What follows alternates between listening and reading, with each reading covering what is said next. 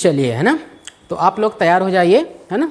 तो आज हम जिस टॉपिक को हमें पढ़ना है ना, तो आप लोग तैयार हो गए? ठीक है ना। तो आज हम जिस टॉपिक के बारे में स्टडी करना है वो है हमारा क्या, वो है हमारा ट्रांसपोसेबल एलिमेंट्स। ठीक है, ये जो ट्रांसपोसेबल एलिमेंट्स होते हैं ये क्या होते हैं और ये डीएनए के मॉलिक्यूल्स में कहाँ पर पाए जाते हैं, ठीक है, इनकी एक्चुअल पोजीशंस क्या हो सकती हैं, इसके बारे में आज हमें डिटेल्स में स्टडी करना है। ठीक है, इससे पहले हमने जो बहुत सारे हमने डीएनए के बारे में हमने जो स्टडी किया है, ठीक है, और हमने उसमें जो रिपीटेटिव और नॉन रिपीटेटिव डीएनए जो सीक्वेंस होते हैं वो क्या होते हैं, ठीक है, किस प्रकार से होते हैं, वो हमने डिटेल में स्टडी किया था। ठीक है, इसके साथ उसमें हमने जो एक मिनी सैटेलाइट और माइक्रो सैटेलाइट डीएनए मॉलिक्यूल्स क्या होते हैं उसके बारे में हमने डिटेल्स में स्टडी कर लिए हैं। ठीक है, आज जो हमें स्टडी करना है वो क्या, हमारा ट्रांसपोसेबल एलिमेंट्स जो होते हैं ये क्या होते हैं, ठीक है, कहाँ पर होते हैं और इसे फर्स्ट टाइम डिस्कवर किसने किया था, तो इसके बारे में आज हमें डिटेल्स में जानना है। ठीक है, ट्रांसपोसेबल एलिमेंट्स होते हैं बेसिकली ये डीएनए में पाए जाने वाला, ठीक है, एक short fragment of DNA molecules होते हैं। ठीक है, क्या होते हैं, मतलब जो डीएनए में एक शॉर्ट फ्रेगमेंट्स होते हैं जो डीएनए के ही मॉलिक्यूल्स होते हैं, जो कैसे होते हैं, मोबाइल सेगमेंट्स होते हैं। मोबाइल सेगमेंट्स का हम ये कह सकते हैं कि इनका जो स्थान जो है वो वोलेटाइल होता है, मतलब कभी एक जगह से दूसरे जगह में ये ट्रांसफ़र होते हैं। ठीक है, और जब ये ट्रांसफ़र होते हैं तो कभी कभार ये दो सिचुएशंस में ट्रांसफ़र होते हैं। कभी कभार ये जब ट्रांसफ़र होते हैं तो एक जगह से डायरेक्ट दूसरे जगह में शिफ्ट हो जाते हैं जाके, और कभी कभार ये होते हैं कि अपने कॉपी के साथ एक कॉपी बना लेगा, इसके बाद वो कभी कभार दूसरे जगह में क्या होता है, ट्रांसफ़र होते हैं। ठीक है, तो इस प्रकार के जो डीएनए में पाए जाने वाले जो एलिमेंट्स होते हैं या जो डीएनए के मॉलिक्यूल्स होते हैं, ठीक है, उन्हें हम क्या कहते हैं, ट्रांसपोसेबल एलिमेंट्स कहते हैं। ठीक है, तो हमें ये समझ ले रहे हैं कि ये एलिमेंट्स बेसिकली होते क्या हैं। ठीक है, तो मैंने कहा कि जैसे कि आपका एक डीएनए के मॉलिक्यूल्स हैं, ठीक है, ठीक है, ये हमारा क्या है, एक डीएनए का मॉलिक्यूल्स है, हम ऐसा समझते हैं। ठीक है, तो मैंने कहा कि ये डीएनए में कुछ ऐसे सेगमेंट्स होते हैं, जैसे मान लीजिए हमारा ये क्या है, ये एक ऐसे वॉलेटाइल या शॉर्ट फ्रेगमेंट्स ऑफ जो डीएनए के मॉलिक्यूल्स होते हैं। ठीक है, ये हमारा क्या है, ये हमारा डीएनए है। ठीक है, और हमने कहा कि ये डीएनए में हमारे कुछ ऐसे शॉर्ट फ्रेगमेंट्स हैं जो मॉलिक्यूल्स होते हैं। ठीक है, वो क्या कर रहे हैं कि जो अपने मतलब वॉलेटाइल स्थिति में होते हैं, मतलब वो अपने स्थान जो है वो लगातार क्या करते हैं, परिवर्तित करते रहते हैं। तो इस प्रकार के जो डीएनए के मॉलिक्यूल्स होते हैं उन्हें हम क्या कहते हैं, ट्रांसपोसेबल एलिमेंट्स कहते हैं उनको। ठीक है, तो जैसे मैंने कहा यहाँ पे है, ठीक है, तो जैसे ये कहाँ पहुँच जाएगा, अचानक से यहाँ पहुँच गया। ठीक है, तो जब यहाँ पहुँच जाएगा ये, तो हमारा जैसे ये डीएनए का मॉलिक्यूल्स है, ठीक है, तो मैंने कहा कि जैसे ये यहाँ पे था, ठीक है, तो ये उठ के कहाँ चला गया, ये उठ के कहाँ चला गया, यहाँ पे ये पोजीशन में, मतलब इसकी पोजीशन एक्चुअल पोजीशन कहाँ पे थी, यहाँ पे थी। ठीक है, लेकिन ये क्या हुआ, यहाँ से उठ के कहाँ चला गया, यहाँ चला गया। ठीक है, तो इस प्रकार के जो डीएनए के मॉलिक्यूल्स होते हैं उन्हीं को हम क्या कहते हैं, उन्हें हम कहते हैं ट्रांसपोसेबल एलिमेंट कहते हैं। ये हमारे क्या हो जाएंगे, इनको बोलते हैं हम ट्रांसपोसेबल एलिमेंट्स, ये हो गए। ठीक है, अब जब हम ये ट्रांसपोसेबल एलिमेंट हो गया तो मैंने कहा आपको कि ये ट्रांसपोसेबल जो एलिमेंट्स होते हैं, ठीक है, इस ट्रांसपोसेबल एलिमेंट को सर्वप्रथम देखा किसने, तो इस ट्रांसपोसेबल एलिमेंट्स को सर्वप्रथम एक वैज्ञानिक थे, एक महिला एक साइंटिस्ट थे, ठीक है, जिनका नाम था बारबारा मैकक्लिंटॉक। क्या नाम था, बारबारा मैकक्लिंटॉक नाम का उस महिला वैज्ञानिक का नाम था। इन्होंने सर्वप्रथम इस ट्रांसपोसेबल एलिमेंट को क्या किया, डिस्कवर किया। किसमें किया, जो मेज़ का प्लांट होता है, ठीक है, मेज़ मतलब जो अपन भुट्टा खाते हैं। ठीक है, तो जो मेज़ का प्लांट होता है उसके सीड्स जब एक रोज में अरेंज्ड होते हैं, ठीक है, तो उसमें उन्होंने क्या किया, इस ट्रांसपोसेबल एलिमेंट्स को उन्होंने देखा कि हम देख रहे हैं कि हम सामान्यतः हम सभी जानते हैं, ठीक है, कि जो हमारे जो भुट्टा होता है उसमें बहुत सारे रोज में क्या अरेंज्ड होते हैं, आपके जो सीड्स होते हैं। ठीक है, तो हम देखते हैं कि कभी कभार कुछ सिचुएशन में क्या होती है कि उनके बीच में एक ब्लैक कलर में भी कभी कभार कुछ दाने अचानक से उसमें पड़ जाते हैं। ठीक है, तब उनके वैज्ञानिक ने ये डिसाइड किया कि ये जो नॉर्मल हमारा जो ये मेज़ होता है उसमें एक अलग कलर का क्यों है, ये किस वजह से है। तो उसके लिए बेसिकली एक पर्टिकुलर जीन्स जो होते हैं वो रिस्पॉन्सिबल होते हैं, ठीक है। उसी के लिए उन्होंने कौन सा वर्ड यूज़ किया था, ट्रांसपोसेबल एलिमेंट्स जो था उसके लिए उन्होंने उपयोग किया था, ठीक है। अब ये ट्रांसपोसेबल जो एलिमेंट्स होते हैं ये शॉर्ट फ्रेगमेंट डीएनए मॉलिक्यूल्स तो होते हैं, लेकिन इसकी साइज़ कितनी हो सकती है, तो इस ट्रांसपोसेबल जो साइज़ होती है वो कितने हो सकते हैं, 500 से लेकर के 10,000 न्यूक्लियोटाइड बेस पेयर्स। कितने हो सकते हैं, 500 से लेकर के 10,000 न्यूक्लियोटाइडों का जो बेस पेयर्स होते हैं उतनी उसकी जो ट्रांसपोसेबल एलिमेंट्स होते हैं उनकी क्या होती है, इतनी साइज हो सकती है, ठीक है। दूसरा क्या हो सकता है कि जो ये ट्रांसपोसेबल एलिमेंट्स होते हैं ये सामान्यतः जो होते हैं ये दोनों प्रकार की कोशिकाओं में पाए जा सकते हैं। किसमें, ये प्रोकैरियोटिक कोशिकाओं में पाए जा सकते हैं और यूकैरियोटिक कोशिकाओं में भी ये ट्रांसपोसेबल एलिमेंट जो होते हैं ये पाए जाते हैं, ठीक है। दूसरी बात मैंने कहा कि जो ट्रांसपोसेबल एलिमेंट्स होते हैं ये विभिन्न प्रकार के क्या होते हैं, ये एंजाइम का भी सिक्रेशन करते हैं, क्योंकि ये एंजाइम जो होती है उस पर्टिकुलर जो mobile segment of DNA molecules होते हैं उनको एक जगह से दूसरे जगह में इंसर्ट करने में क्या करते हैं, वो हेल्प करते हैं, ठीक है। तो इस प्रकार से हमें क्या होते हैं, हमारे ये हमारे ट्रांसपोसेबल एलिमेंट्स होते हैं, ठीक है। अब हमें क्या करना है, इसको अगर हमें किस प्रकार से परिभाषित किया जा सकते हैं, ठीक है, क्योंकि हमें क्या करना है, आपको एग्जाम में भी लिखना होता है, ठीक है। तो एग्जाम में लिखने के पॉइंट ऑफ व्यू से हमें किस प्रकार से है, तो मैं इसके जो टेक्स्ट मैटर जो है हम इसके लिए हम समझ ले रहे हैं कि हमें किस प्रकार से हमें एग्जाम में लिखना है इसको, ठीक है। चलिए, तो हम बात कर रहे हैं जब ट्रांसपोसेबल एलिमेंट्स की, ठीक है, जिसको परिभाषा किस प्रकार से है, तो परिभाषा ये है, ठीक है, पर कैसे कि ट्रांसपोसेबल एलिमेंट्स और jumping genes are DNA sequence that move from one location to the genome of to another location is called, क्या बोलते हैं उसको, ट्रांसपोसेबल एलिमेंट्स कहते हैं। मैंने कहा कि जो ये डीएनए जो mobile segment of DNA molecules होते हैं यही वाले, ठीक है, इन्हीं जीन को क्या करते हैं, मैंने कहा एक पर्टिकुलर लोकेशन से जब दूसरे जगह लोकेशन में क्या होती है, इनकी स्थान चेंज होती है, ठीक है, इसलिए इन्हें क्या कहा जाता है, इन्हें जंपिंग जीन के नाम से भी जाना जाता है, इन्हें मोबाइल डीएनए भी कहा जाता है, ठीक है। और इन्हें कभी कभार क्या कहा जा सकता है, इन्हें सेल्फिश डीएनए भी कहा जाते हैं, किन्हें, इसी mobile segment of DNA molecules को, ठीक है। चलिए, दूसरा मैंने कहा कि ये these elements were first time identified by Barbara McClintock. मैं आपसे बता चुका हूँ कि इस जो ट्रांसपोसेबल एलिमेंट्स होता है इसको सर्वप्रथम किसने आइडेंटिफाइड किया था, बारबारा मैकक्लिंटॉक ने सर्वप्रथम इसको जीमेज में, ठीक है, मक्के के पौधों में क्या किया था, आइडेंटिफाइड किया था।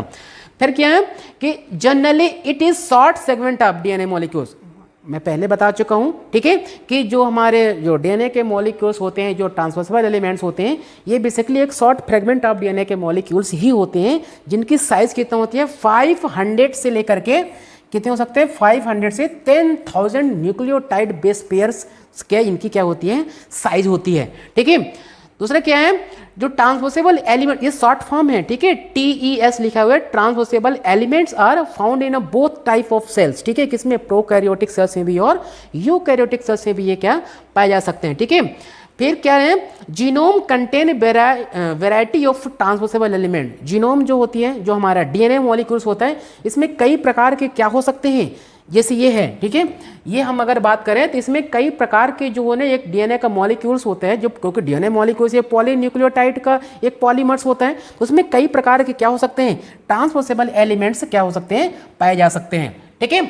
चलिए, अब क्या है आगे कि transposable elements encode variety of enzyme, मैं आपसे बता चुका हूँ, है ना, कि जो ट्रांसपोसेबल एलिमेंट्स होते हैं विभिन्न प्रकार के करते हैं, एंजाइम का कोड करते हैं, जो कि mobile segment of DNA molecules को एक जगह से दूसरे जगह में इंसर्ट करने में क्या करते हैं, हेल्प करते हैं, ठीक है। चलिए, फिर क्या है, this sequence by which this sequence insert into new site in the genome is called transpositions. मतलब ये हुआ कि ऐसे जिस प्रोसेस के थ्रू जो mobile segment of DNA molecules होते हैं वो एक स्थान से जब दूसरे स्थान पर ये पहुंचते हैं, ठीक है, तो इस प्रोसेस को हम क्या कहते हैं, ट्रांसपोजिशंस कहते हैं उनको, ठीक है, ठीक है। अब मैंने कहा कि ये जो ट्रांसपोसेबल एलिमेंट्स होते हैं ये बेसिकली कितने प्रकार के हो सकते हैं, ये 2 प्रकार के होते हैं, ठीक है। दीज आर द 2 टाइप्स, ठीक है। पहला कौन सा होता है, पहला हमारा होता है ये हमारा होता है ट्रांसपोजोन्स होता है, और दूसरा क्या होते हैं, रिट्रो ट्रांसपोजोन्स होते हैं। आ रहा समझ में, जो हमारे ट्रांसपोसेबल एलिमेंट्स होते हैं ये मुख्यतः कितने भागों में विभाजित किया सकता है, 2 प्रकार के होते हैं, ठीक है। एक होता है आपका ट्रांसपोजोन और दूसरा होता है रिट्रो ट्रांसपोजोन, ठीक है। अब हम एक एक को समझते हैं कि ट्रांसपोजोन्स क्या होते हैं और रिट्रो ट्रांसपोजोन्स क्या होते हैं, इन्हें हम अब डिटेल्स में एक एक करके समझते हैं, ठीक है। तो हम पहले किस बारे में समझते हैं, हम ट्रांसपोजोन्स के बारे में समझते हैं कि ट्रांसपोजोन्स क्या होते हैं, ठीक है। तो देखो लिखा है कि ट्रांसपोसेबल एलिमेंट्स जो होते हैं, ये शॉर्ट फॉर्म है टी, ठीक है। Transposable elements are mobile segment of a DNA that transpose new site directly, ठीक है, as a DNA are called transposons कहलाता है। मतलब ये हुआ कि जब ट्रांसपोसेबल एलिमेंट जो होते हैं ये mobile segment of DNA molecules होते हैं जो डायरेक्टली जीनोम के न्यू साइट पर क्या हो जाते हैं, ट्रांसपोज होते हैं, ठीक है, डायरेक्टली हो जाती हैं, ठीक है। इन्हें हम क्या बोलते हैं, इन्हें हम ट्रांसपोजोन्स कहते हैं इन्हें, ठीक है। अब ये ट्रांसपोजोन होते हैं, ये भी 2 प्रकार के हो सकते हैं, ठीक है। कौन कौन से, it is also divided into 2 types. कौन कौन से हो सकते हैं, एक होता है कंजर्वेटिव ट्रांसपोजोन्स और दूसरा होता है रेप्लिकेटिव ट्रांसपोजोन, ठीक है। अब कंजर्वेटिव में क्या होता है, तो कंजर्वेटिव में यह होता है कि जब डीएनए की मॉलिक्यूल्स में जो मोबाइल सेगमेंट ऑफ जो हमारे जो ट्रांसपोसेबल एलिमेंट्स होते हैं वो उसकी बिना कॉपी में इंक्रीज किए बिना ही वो एक जगह से दूसरे जगह पर क्या हो जाती है, ट्रांसपोज जाते हैं, न्यू जगह पर जब शिफ्ट हो जाते हैं तब इस प्रकार के जो मोबाइल सेगमेंट ऑफ डीएनए होते हैं उन्हें हम क्या बोलते हैं, कंजर्वेटिव ट्रांसपोजोन्स कहते हैं। कंजर्वेटिव मतलब होता है संरक्षित, ठीक है, मतलब वो एक जगह पर संरक्षित होता है, ठीक है, और वो डायरेक्ट उठ के कहाँ पहुँच जाता है, दूसरे जगह पर पहुँच जाता है, लेकिन उसकी कॉपी जो है वो इंक्रीज नहीं होती है। उसे हम क्या बोलते हैं, उसको हम कंजर्वेटिव ट्रांसपोजोन्स कहते हैं, ठीक है। दूसरा होती है रेप्लिकेटिव ट्रांसपोजोन्स। मतलब ये हो रहा है, रेप्लिकेटिव वर्ड से ही समझ में आ रहा है कि जब जीनोम में पाए जाने वाला जो ट्रांसपोसेबल एलिमेंट्स होते हैं वो क्या करता है, पहले अपने कॉपी बनाता है और उसकी कॉपी उसी जगह से दूसरे जगह पर रिपीटेटिव सीक्वेंस जब बना लेता है तभी वो वन साइड से दूसरे साइड पर क्या होती है, ट्रांसपोज होते हैं, न्यू जगह पर क्या होते हैं, वो शिफ्ट होता है। इस प्रकार के क्या होते हैं, उसके रेप्लिकेटिव ट्रांसपोजोन्स कहते हैं। लेकिन इसमें एक सबसे इंपॉर्टेंट फीचर ये है कि इसमें ट्रांसपोसेबल एलिमेंट की जो नंबर होती है वो क्या होती है, इंक्रीज होती है, उसकी कॉपी क्या हो जाती है, बढ़ जाती है, ठीक है। अब इनको हम डिटेल्स में समझते हैं, ठीक है। जैसे मैंने कहा कि ये कंजर्वेटिव सीक्वेंस ऑफ जो ट्रांसपोजोन है उनमें क्या करते हैं, जैसे मैंने कहा आपका ये क्या है, एक जीन डीएनए है, ठीक है। अब जीन डीएनए में देखिए मैंने क्या कहा, कंजर्वेटिव में होते ये mobile segment of DNA molecules है, ठीक है, इसको हम ट्रांसपोसेबल एलिमेंट्स भी कहते हैं जो, ठीक है। अभी क्या करते हैं, अब जैसे यहाँ से ये क्या हो रहा है, न्यू जगह पर जब शिफ्ट हो रहा है तो आप देख रहे हो कि इसकी कॉपी यहाँ पे नहीं बनी, वो डायरेक्टली वन प्लेस से क्या हो गया, दूसरे जगह पे क्या हो गया, शिफ्ट हो गया है, ठीक है। इसे हम क्या कहते हैं, मोबाइल सीक्वेंस है ये, ठीक है, मतलब ट्रांसपोसेबल एलिमेंट है ये, ठीक है। तो इसे हम क्या बोलते हैं, कंजर्वेटिव ट्रांसपोजोन्स कहते हैं इसके, ठीक है। तो मैंने वहीं पे देखो आपको इसमें लिख दिया यहाँ पे कि कंजर्वेटिव जो transposons involve change in the position in the genome without increasing its copy of number, ठीक है। मतलब इसमें जो है जब वो अपनी पोजीशन चेंज करता है तो उसके उस मोबाइल जो ट्रांसपोसेबल एलिमेंट्स होते हैं उसके जो नंबर जो होती है वो बढ़ती नहीं है, ठीक है। मतलब वो विदाउट इंक्रीजिंग नंबर क्या होती है, वो डायरेक्ट शिफ्ट हो जाते हैं एक जगह से दूसरे जगह पे, उसको क्या करते हैं, उसको हम कंजर्वेटिव ट्रांसपोजोन्स कहते हैं, ठीक है। मतलब वो संरक्षित है, एक प्रकार के सुरक्षित है और उसकी भी किसी प्रकार की कोई कॉपी चेंज नहीं हो पा रही है, ठीक है। तो इसको कहते हैं कंजर्वेटिव ट्रांसपोजोन्स कहते हैं इसको, ठीक है। दूसरा हमारा क्या है, मैंने कहा रेप्लिकेटिव ट्रांसपोजोन। इसमें क्या होते हैं, इसमें मैंने कहा कि जैसे आपका ये जीन डीएनए है, ठीक है।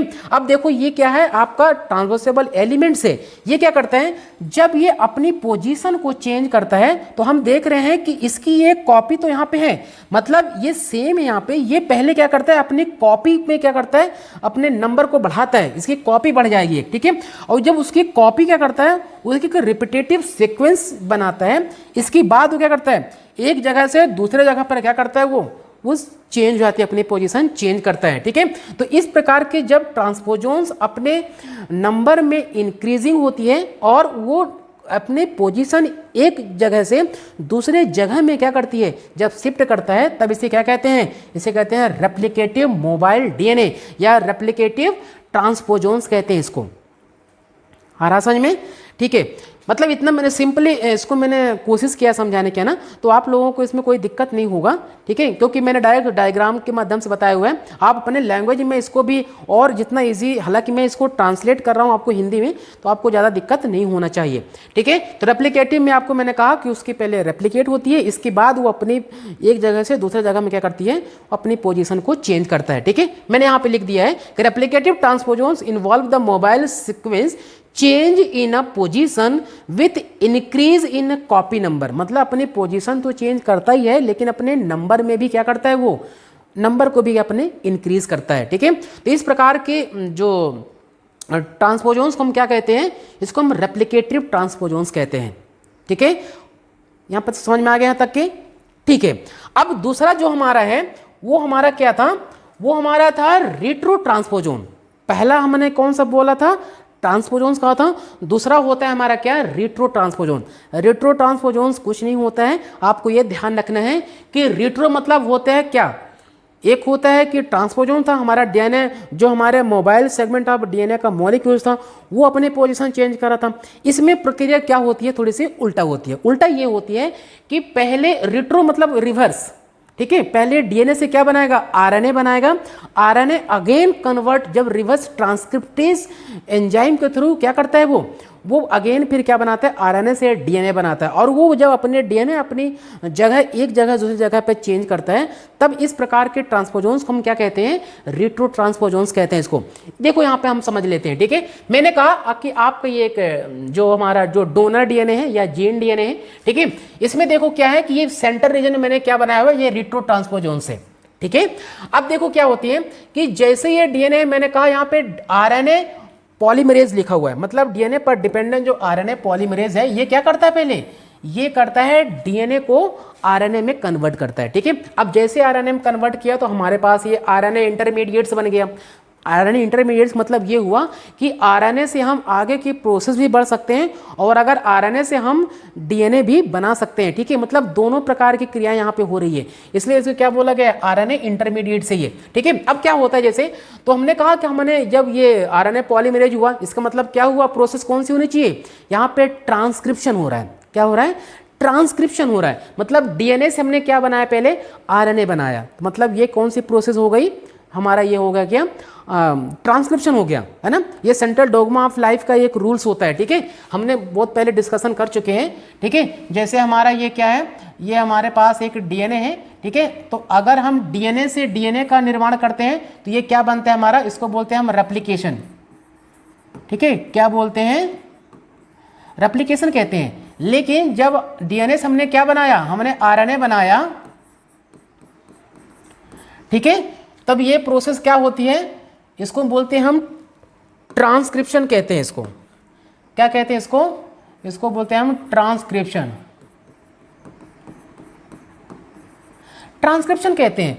अब आरएनए से जब हमारे क्या बनती है, अगर हमारे प्रोटीन बन जाए हमारा, ठीक है, तब ये प्रोसेस क्या कहलाता है, हमारा ट्रांसलेशन कहलाता है। ठीक है, तो ये रूल्स होता है बेसिकली, जिसको हम बोलते हैं सेंट्रल डोगमा ऑफ लाइफ का ये रूल होता है। ठीक है, तो हम इसी को हम समझ लेते हैं। तो मैंने कहा पहले सर्वप्रथम हमारा ये हमारा डीएनए का मॉलिक्यूल्स है। ठीक है, बीच हमारा क्या है, रिट्रो ट्रांसपोजोन है। ठीक है, हमारा जिसको हम डोनर डीएनए या जीन डीएनए में कहते हैं।